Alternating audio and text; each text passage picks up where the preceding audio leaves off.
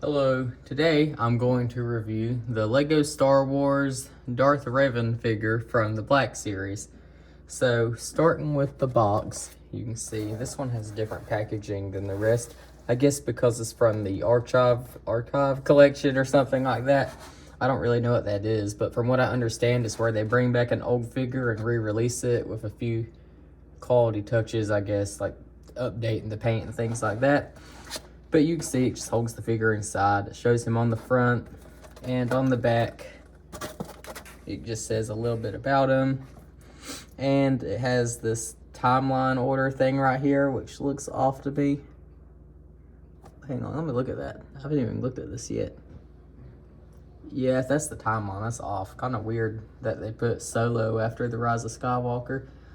I don't know why, but that's beside the point.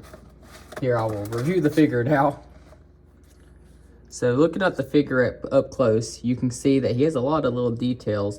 I will say he seems like his details are a little more flat than a lot of the other characters, but that is how he looks in the game, since, I mean, the game is like a early 2000s game and things like that. Since I have played some Knights of the Old Republic, since that's the game that he comes from. But you can see under the hood, he wears his Mandalorian helmet. It looks very cool. And on the arms, you can see they can each hold one of his lightsabers, his purple one and his red one.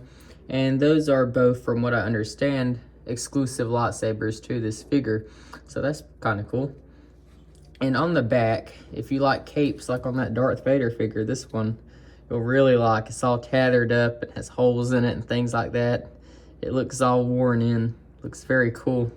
One thing that I don't like about it though, which this is just me being too picky, I guess, is that it feels like these are gonna rip off, which maybe they won't rip off. Like I say, it's pretty good quality, but I just be careful with the cape. And you can see it's kind of stitched down the middle just to make it keep its shape. And there's also another cape which wraps around his legs.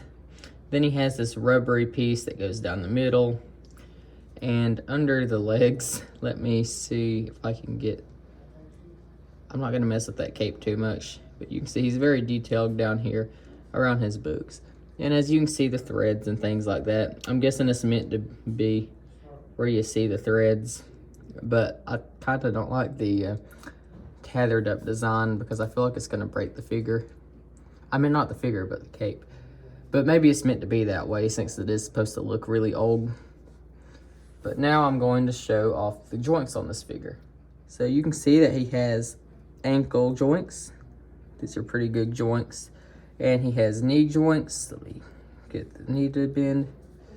Yeah, it's kind of hard to see that he has, since he has the little cape on going down. And you can see, hang on a minute, what's going on here? Something looks like it's coming off. Let me come back to that. Actually, I'll show it on the video just because if this is something happening, then I probably need to show it. Looks like this rubber piece is coming off. Is that supposed to be connected to anything? I think it's a separate piece though. Let me look and see really quickly just to make sure. I think it is a separate piece, so it might not be a problem. I'll look into that before I finish the review though. But you can see he has joints in his arms, joints in his elbows. Let me bend the elbow joint for you. And some of these are stiffer than others. Some of these are looser.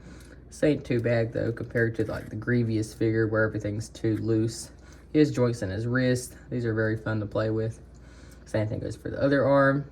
He has a little bit of head articulation, which I'm not really able to get to work. But he has some waist articulation, which is very cool. And I think I've covered most of his points of movement. Now I am going to look into that back rubber piece that I was showing right here that I thought looked like it was coming off, and just make sure that's not something breaking. Well, I've now figured out that the little rubber strap in the back is supposed to be like this, so that's not a problem. And let me see if I can get him to stand. That's kind of the last test. I stood him for the thumbnail. Hang on, I gotta kind of mess up the joints. Yeah, hang on, I've stood him before. There we go. It's kind of slanted over. He does stand though. I just know that the Grievous was the one that had the hardest time with. But his ankle joints are very stiff, which is what they should be, or at least on my figure they are, and it helps stand him up. So I would rank this figure a 8 out of 10. My only problem kind of just being the cape.